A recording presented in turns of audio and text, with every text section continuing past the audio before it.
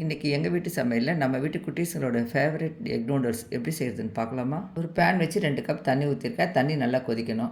நமக்கு பிடிச்ச பிராண்டில் நூடுல்ஸ் வாங்கிக்கலாம். நான் இன்றைக்கி டாப் ராமன் வாங்கியிருக்கேன். அதிலிருந்து 2 பீஸ் எடுத்து வச்சுக்கலாம். டேஸ்ட் மேக்கர் கொடுத்துருப்பாங்க பாருங்கள், அதையும் 2 எடுத்து கட் பண்ணி வச்சுக்கலாம்.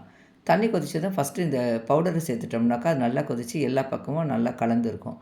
அதுக்கப்புறமா நூடுல்ஸ் எடுத்து போட்டு நல்லா ப்ரெஸ் பண்ணி விட்டுட்டு மூடி வச்சிடலாம். இப்போ ஸ்கூல்லேருந்து வந்தது சின்ன பசங்க கூட அழகாக நூடுல்ஸ் பண்ணிடுறாங்க. அவங்களுக்காக தான் இந்த ரெசிபி. சீக்கிரமாகவே செய்திடலாம். கொஞ்சம் நேரத்துக்கு அப்புறம் திறந்து பார்த்தோம்னா நூடுல்ஸ் நல்லா வெந்திருக்கும். லைட்டாக தண்ணியும் இருக்கும். இப்போ நான் 2 முட்டை எடுத்திருக்கேன். உங்களுக்கு எத்தனை முட்டை வேணுமோ எடுத்துக்கோங்க. முட்டை உடச்சி ஒரு கிண்ணத்தில் ஊற்றிட்டு ஊற்றலாம். அந்த மாதிரி இருந்தால் முட்டை நமக்கு கெட்டு போயிருந்தால் கூட அதை அப்படியே நிறுத்திடலாம்.